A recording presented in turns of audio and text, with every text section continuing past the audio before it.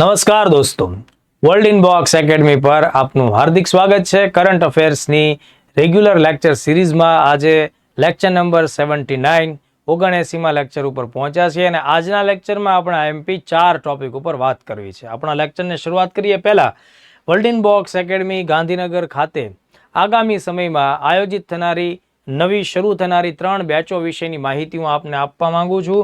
મિત્રો, તમે આ માહિતી તમારી આસપાસના વિદ્યાર્થીઓ હોસ્ટેલ પીજી વગેરેમાં રહેતા હોય એમને પણ અચૂકપણે જણાવજો. તમારા મિત્રો અથવા કોઈ રિલેટિવ્સ વિદ્યાર્થીઓને પણ તૈયારી કરવી હોય તો પણ ગુજરાતની બેસ્ટ એકેડમી વર્લ્ડ ઇનબોક્સ એકેડમીનો રેફરન્સ અચૂકપણે આપજો. જીપીએસસી ક્લાસ 1-2 માટેની સ્પેશિયલ નવી બેચ 6-11 એટલે કે 6 નવેમ્બરથી શરૂ થશે, જેનો લેક્ચરનો સમય 3:30 થી 8 વાગ્યા સુધીનો રહેશે, એટલે આફ્ટરનૂન ટુ ઇવનિંગ બેચ છે. ક્લાસ 3 જનરલ બેચની તૈયારી માટે જોડાવા ઈચ્છુક વિદ્યાર્થીઓ માટે નવી બેચ 30 ઓક્ટોબર દિવાળી પછીના સમયમાં શરૂ થશે. લેક્ચરનો ટાઈમ સવારનો રહેશે, મોર્નિંગ બેચ 8 થી 10ની. ત્યારબાદ પોલીસ કોન્સ્ટેબલ માટેની સ્પેશિયલ બેચ 3 નવેમ્બર 3:11 થી શરૂ થશે. દોસ્તો, આવનારા સમયની ભરતીઓને ધ્યાનમાં રાખીને, આવનારા સમયની મહત્વની પરીક્ષાઓને ધ્યાનમાં રાખીને તમે જે વિભાગની તૈયારી કરવા માંગતા હો તમારે પૂર્વ તૈયારી શરૂ કરી દેવી જોઈએ, કારણ કે સાચી તૈયારી પૂર્વ તૈયારી જ હોય છે. જાહેરાત આવ્યા પછી તમે જ્યારે તૈયારીમાં લાગો છો ત્યારે એટલો સમય નથી હોતો કે તમે બધા જ વિષય કે આખા અભ્યાસક્રમને ન્યાય આપી શકો. અધૂરો પ્રયત્ન તમને પૂરું રિઝલ્ટ ક્યારે આપી ન શકે. એટલે વહેલી તકે એકેડમી જોઈન કરજો. વધુમાં રૂબરૂ પણ આવી શકશો સેક્ટર 6 ખાતે અથવા 7575061818 આ નંબર ઉપર તમે કોલ કરીને પણ માહિતી પ્રાપ્ત કરશો. પહેલો મુદ્દો આજના લેક્ચરનો લઈએ છીએ. તાજેતરમાં જ ગુજરાતમાં મુખ્યમંત્રી સાહેબ ભૂપેન્દ્ર પટેલભાઈ અને સાથે કેન્દ્રીય મેઇટી મિનિસ્ટ્રી અશ્વિની વૈષ્ણવ આ બંને મહાનુભાવો દ્વારા અમદાવાદ નજીક સાણંદ ખાતે ઓસેટ ફેસિલિટી અથવા એક પ્રયોગશાળા છે તેનું ઉદ્ઘાટન કરવામાં આવ્યું છે. તો આ ઇલેક્ટ્રોનિક્સ આઇટમ સાથે સંકળાયેલો મુદ્દો છે, સેમિકન્ડક્ટર ઇન્ડસ્ટ્રી સાથે સંકળાયેલો મુદ્દો છે. ઓસેટ ફેસિલિટીને ધ્યાનમાં રાખીને પ્રશ્ન આવી પણ શકે છે. અત્યારે આપણે લોકો જે કાંઈ પ્રકારના ઇલેક્ટ્રોનિક ડિજિટલ ડિવાઇસનો ઉપયોગ કરીએ છીએ દોસ્તો, આ ડિજિટલ ડિવાઇસ ફંક્શન કરે છે સેમિકન્ડક્ટર મટીરિયલ ઉપર. આ સેમિકન્ડક્ટર મટીરિયલમાંથી અલગ અલગ જરૂરિયાતોને ધ્યાનમાં રાખીને વિવિધ પ્રકારની ચિપ્સ બનાવવામાં આવતી હોય છે અને અત્યાર સુધી ભારત ઇલેક્ટ્રોનિક ચિપ્સ બહારથી બીજા દેશોમાંથી આયાત કરતું આવ્યું છે. પણ વડાપ્રધાન નરેન્દ્ર મોદીજીના જે ચોક્કસ વિઝન સાથેના કામગીરી આપણી સામે આવેલી છે એ અંતર્ગત ગુજરાતમાં અને ભારતમાં આ સેમિકન્ડક્ટર ઇન્ડસ્ટ્રીનો હવે પાયો નાખવામાં આવી રહ્યો છે. સાથે ગુજરાતને તેનું હબ બનાવવાનું આયોજન પણ આપણી સામે આવે છે. તો ઓસેટ ફેસિલિટી ઉપરથી ક્વેશ્ચન આવી શકે છે, ખાસ ધ્યાન રાખીએ. ઓસેટ ફેસિલિટીનું પૂરું નામ પણ પરીક્ષામાં આપણા માટે મહત્વનું છે. Outsource semiconductor assembly and test, એટલે કે આખું સેમિકન્ડક્ટર ચિપ છે એનું નિર્માણ, ઉત્પાદન, મેન્યુફેક્ચરિંગ અને એના ટેસ્ટિંગ એ બધું જ એક જ સિંગલ જગ્યા ઉપર થાય એવી આ લેબ, એક પ્રયોગશાળા, એક ફેસિલિટી તૈયાર કરવામાં આવેલી છે. બરાબર. એન્ડ ટુ એન્ડનો મતલબ થાય સંપૂર્ણપણે. બરાબર, એટલે કે તમારે આખું ડિવાઇસ કમ્પ્લીટલી અહીંયા જ ટેસ્ટ થશે, તૈયાર થશે. તો આ આખી જે ફેસિલિટી છે આના ઉપરથી શું સવાલ આવે કે ભાઈ કયા સ્થળ ખાતે આ ફેસિલિટીનું ઉદ્ઘાટન થયું? સાણંદ, અમદાવાદમાં સાણંદ તાલુકો છે, સાણંદ ખાતે આપણને આ વસ્તુ જોવા મળી. બીજો ક્વેશ્ચન કે ભાઈ આ ઓસેટ ફેસિલિટી એ કઈ કંપનીની પ્રયોગશાળા છે? સીજી પાવર એન્ડ સોલ્યુશન નામની જે પ્રાઇવેટ કંપની છે જે ભારતમાં પોતાની પહેલી make in India semiconductor chip બનાવશે નજીકના સમયમાં. તો સીજી પાવરનું નામ આપણે યાદ રાખીએ. આનું ઉદ્ઘાટનમાં ધ્યાન રાખજો કોણ કોણ હાજર છે. કેન્દ્રીય મંત્રી અશ્વિની વૈષ્ણવ, જે ministry of electronics and IT મંત્રાલયના મંત્રી છે. અશ્વિની વૈષ્ણવ સાથે રેલવેનો પણ મંત્રાલય ચલાવે છે, એટલે રેલવે મંત્રી પણ અત્યારે એ જ છે. એટલે અશ્વિની વૈષ્ણવ ઘણા બધા મહત્વના વિભાગો સાથે સંકળાયેલા છે. સીએમ ભૂપેન્દ્ર પટેલ પણ અહીંયા હાજર હતા. ખાસ ધ્યાન રાખવાનું છે, વર્ષ 2022માં એટલે કે આજથી 3 વર્ષ પહેલા વર્ષ 2022માં ગુજરાત સરકારના વિજ્ઞાન ટેકનોલોજી વિભાગ દ્વારા સેમિકન્ડક્ટર પોલિસી લોન્ચ થઈ, તૈયાર થઈ. ગુજરાત આવી પોલિસી તૈયાર કરનારું એટલે કે સેમિકન્ડક્ટર ઉદ્યોગોને પ્રોત્સાહન આપનારું પોલિસી બનાવીને પ્રોત્સાહન આપનારું સમગ્ર દેશનું સૌ પ્રથમ રાજ્ય બન્યું. એટલે અહીંયાથી સવાલ આવી શકે, વર્ષ પૂછી શકાય 2022, બરાબર છે. તો આ પ્રકારનો પ્રશ્ન ધ્યાને રાખશું.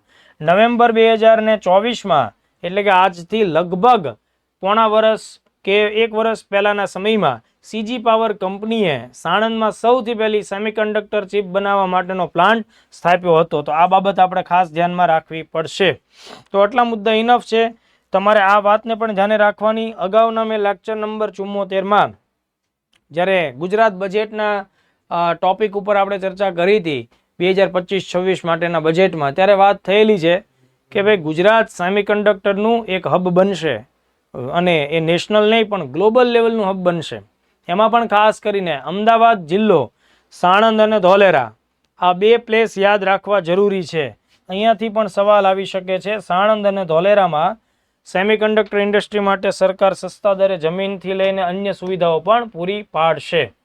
બીજો મુદ્દો જોઈએ, એ પણ મહત્વનો છે. પંચાયતી રાજની કામગીરી સાથે સંકળાયેલો છે. વિજ્ઞાન ટેક અને એઆઈની સાથે પણ સંકળાયેલો છે. કૃત્રિમ બુદ્ધિમત્તાનો ઉપયોગ અત્યારે ડેઇલી લાઈફમાં ખૂબ સારી રીતે થઈ રહ્યો છે. પડકારો પણ સામે એટલા જ રહેલા છે. પણ જ્યારે તમે પ્રશાસનમાં એઆઈના ઉપયોગની વાત કરો છો ત્યારે પુષ્કળ ઉદાહરણોની વચ્ચે તાજેતરમાં ચર્ચામાં રહેલું એક નવું એઆઈ કૃત્રિમ બુદ્ધિમત્તાથી ચાલતું ટૂલ એટલે કે વન કાઇન્ડ ઓફ સોફ્ટવેર અથવા મોબાઈલ એપ્લિકેશન, બરાબર, જેને નામ આપ્યું છે સભાસાર. તો આ ચર્ચામાં છે. સભાસાર શું છે દોસ્તો? સભામાં જે કાંઈ ચર્ચા થઈ, બરાબર, કોઈ મંડળી આયોજિત થઈ, કોઈ સભા આયોજિત થઈ, કોઈ બેઠક આયોજિત થઈ, એમાં શું શું ચર્ચા થઈ, કયા મહત્વના નિર્ણય લેવામાં આવ્યા, ભવિષ્યમાં કામ કરવાના કયા નવા ટાર્ગેટ્સ નક્કી કરવામાં આવ્યા, આનો સારાંશ જે છે મિત્રો એ ઓટોમેટિક વેમાં તૈયાર થાય, બરાબર. તો આ સભાનો સાર જેને આપણે કહેતા હોઈએ, એવી જ રીતે આ શબ્દ શું થાય છે? સભાસાર.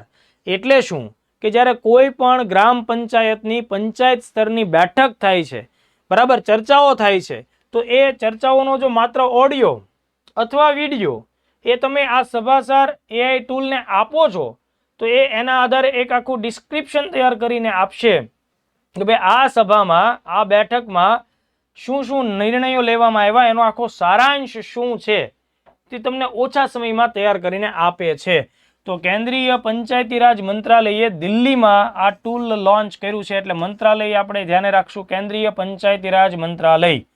ઉદ્દેશ શું? તો કે ભાઈ ગ્રામ સભા અને પંચાયતોની બેઠકોના ઓડિયો અથવા વિડીયો એનું જે રેકોર્ડિંગ હોય એ તમે સોફ્ટવેરને આપો એટલે એમાંથી સભાનો આખો સારાંશ મળી જશે. ઓટોમેટેડ વેમાં જનરેટ મિનિટ્સ થશે. મિનિટ્સનો મતલબ સારાંશ. ઓકે, ગુજરાતીમાં તમારે ધ્યાન રાખવું, અંગ્રેજી મિનિટ શબ્દ છે એનો મતલબ સારાંશ થશે. હવે જુઓ મિત્રો, ભાષીણી એઆઈ પ્લેટફોર્મ સાથે એનું સંકલન કરવામાં આવેલું છે. એટલે કે ઘણી બધી ભારતીય ભાષાઓમાં પણ ટ્રાન્સલેશન થઈ શકશે, બરાબર. તો ભાષીણી પ્લેટફોર્મ સાથે તેનું જોડાણ કરવામાં આવેલું છે. બીજો ફેક્ટ શું યાદ રાખીએ કે આ સભાસાર એઆઈ ટૂલ છે એ સૌથી પહેલા કયા રાજ્યમાં ઉપયોગમાં આવ્યું? ત્રિપુરા. ત્રિપુરામાં તેનો ઉપયોગ થયો. તો બીજો મુદ્દો છે, પ્રિલિમ્સ માટે પણ આઈએમપી, મેઇન્સમાં, નિબંધોમાં તમે લખો કે ભાઈ એઆઈની મદદથી તમે પ્રશાસનમાં કેવા કામ કરો છો, તો એમાં તમે આ ફેક્ટ લખી શકો છો. ડેમોક્રેસીમાં કેવી રીતે એ ઉપયોગી થાય, તો એમાં પણ તમે આ વાતનો ઉલ્લેખ કરી શકો છો. ત્યારબાદ નીતિ આયોગ સંસ્થા ચર્ચામાં છે. તેણે તાજેતરમાં આઈઈએમઆઈ નામનો પહેલો એક ઇન્ડેક્સ જાહેર કરેલો છે. નીતિ આયોગ 2015માં કેન્દ્ર સરકારે રચેલી એક બહુ જ મહત્વની થિંક ટેન્ક સંસ્થા છે મિત્રો. 2015નું વર્ષ આપણે ધ્યાને રાખીશું. National institution for transformation of India, બરાબર, national institution for transforming India, આ એનું પૂરું નામ થાય. ભૂતકાળના ઘણા બધા પ્રશ્નોમાં એ સવાલ આવી ગયો છે. મેં પણ ઘણી બધી વખત આ મુદ્દા ઉપર ચર્ચા કરેલી છે. તો આ નીતિ આયોગ છે મિત્રો, તેણે શું કર્યું? ભારતમાં કયા રાજ્યએ અથવા યુનિયન ટેરિટરી પ્રદેશોએ પોતાના વિસ્તારમાં ઇલેક્ટ્રિક વાહનોનું વેચાણ વધે, ઇલેક્ટ્રિક વાહનોનું ચલણ વધે, લોકો ઇલેક્ટ્રિક વાહનો વધારે ખરીદે અને જેથી કરીને સીએનજી, પેટ્રોલ કે ડીઝલ સહિતના વાહનોનો વપરાશ ધીમે ધીમે ઘટે, જેના લીધે વાયુ પ્રદૂષણની સમસ્યા, ગ્રીનહાઉસ ગેસનું એમિશન એ બધું ઘટે અને પર્યાવરણની જાળવણી સુરક્ષાને પ્રોત્સાહન મળે. એટલે કયા રાજ્યએ ઇલેક્ટ્રિક વાહનોના જે વેચાણને અથવા એના આખા કલ્ચરને પ્રોત્સાહન આપવા માટે કેવા પગલાઓ લીધા છે એની આખી ઇન્ડેક્સ અથવા તો એનો આખો રિપોર્ટ છે એ આ IEMI રિપોર્ટ છે, બરાબર. એટલે આવો રિપોર્ટ અગાઉ નથી થયેલો, આવો રિપોર્ટ સૌ પ્રથમ વખત થયેલો છે. એટલે આને ધ્યાનમાં રાખીને પ્રશ્ન આવી શકે. IEMI નો મતલબ શું થશે? ઇન્ડિયા ઇલેક્ટ્રિક મોબિલિટી ઇન્ડેક્સ, બરાબર. તો આ જે રિપોર્ટ આપ્યો છે તેની અંદર અલગ અલગ રાજ્યોએ કે કેન્દ્ર શાસિત પ્રદેશોએ કરેલા પ્રયત્નોના આધારે 3 ભાગમાં, બરાબર, 3 કેટેગરીમાં રાજ્યો અને યુનિયન ટેરેટરીનું વર્ગીકરણ કરવામાં આવેલું છે. સૌથી બેસ્ટ એફર્ટ લગાડનાર જે રાજ્યો કે યુનિયન ટેરેટરી છે તેને અગ્રદૂત શ્રેણી એવું નામ આપવામાં આવ્યું છે, જેમાં સૌથી સારું પરફોર્મન્સ દિલ્હી, મહારાષ્ટ્ર અને ચંદીગઢનું છે. અહીંયા સ્કોર 65 થી 99 સુધીનો મળવાપાત્ર થાય છે. એટલે અગ્રદૂત શ્રેણીમાં તમારે આવવું હોય તો 65 થી 99 સુધી. સેકન્ડ કેટેગરી છે જેને પ્રદર્શક નામ આપવામાં આવ્યું છે, જેમાં 50 થી 64 નું સ્કોરિંગ હોય છે. આમાં કર્ણાટક, તમિલનાડુ અને હરિયાણા બેસ્ટ પરફોર્મર રહેલા છે. અને જે સૌથી છેલ્લી કેટેગરી એને આકાંક્ષી એવો કેટેગરી નામ આપવામાં આવ્યું છે, જેમાં 0 થી 49. હવે પરીક્ષા માટે શું ધ્યાને રાખીશું? ગુજરાતનું સ્થાન. ગુજરાત આકાંક્ષી શ્રેણીમાં સ્થાન ધરાવે છે. પ્રિલિમ્સમાં અહીંયાથી સવાલ આવશે કે ભાઈ ગુજરાતને નીતિ આયોગે તાજેતરમાં સૌ પ્રથમ જે IEMI રિલીઝ કરેલ છે આંકડાઓ અથવા તો રિપોર્ટ, તો ગુજરાત કઈ શ્રેણીમાં આવશે? આકાંક્ષી શ્રેણીમાં આવશે. તો આ પ્રકારના મુદ્દા તમારે ધ્યાને રાખવા પડે.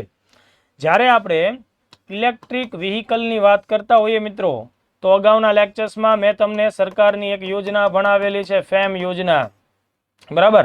આ ફેમ યોજનાનો સમયગાળો 2022માં પૂર્ણ થઈ ગયો. એટલા માટે એના સ્થાન ઉપર PM ડ્રાઈવ નામની નવી યોજના અત્યારના સમયે અમલમાં છે. આ PM ડ્રાઈવ ઓલરેડી મેં પાછલા લેક્ચર્સમાં ભણાવેલી છે. ઇલેક્ટ્રિક વ્હીકલની જ્યારે વાત આવે તો આ આખી યોજનાઓ ચલાવવા માટેનું જે મંત્રાલય છે એનું નામ છે ભારે ઉદ્યોગોનું મંત્રાલય, મિનિસ્ટ્રી ઓફ હેવી ઇન્ડસ્ટ્રી. તો આ બાબત આપણે ખાસ ધ્યાનમાં રાખવી જોઈએ. તો ચાલો આટલા ફેક્ટ્સને ચર્ચામાં લીધા છે દોસ્તો. તેના આફ્ટર આજના લેક્ચરનો ચોથો અને છેલ્લો મુદ્દો, તાજેતરમાં જ એક રાજનીતિજ્ઞ નિધન પામ્યા છે, બરાબર. તો વ્યક્તિ કેન્દ્રિત સવાલો વર્ગ 3માં પણ વધારે આવે છે. નામ છે શિબુ સોરેન, ગુલામનું નામ છે દિશોમ ગુરુ, બરાબર. તો જે તે સમયે ઝારખંડ રાજ્ય સ્વતંત્ર રાજ્ય હતું નહીં, એ બિહારનું એક હિસ્સો હતું. તો બિહારનો દક્ષિણ વિસ્તાર જે ગાઢ જંગલોથી ઘેરાયેલો અને આદિજાતિઓનો આખો વિસ્તાર હતો, તો તેમને હંમેશા સામાજિક અને આર્થિક ક્ષેત્રમાં પછાતપણાનો સામનો કરવો પડતો હતો. એટલા માટે બિહારમાંથી ઝારખંડને અલગ કરવા માટે વર્ષો સુધી ઝારખંડ મુક્તિ મોરચા અભિયાન ચાલ્યું. આ આખા ઝારખંડ મુક્તિ મોરચા અભિયાનના જે તે સમયના મહત્વના નેતા એટલે શિબુ સોરેન.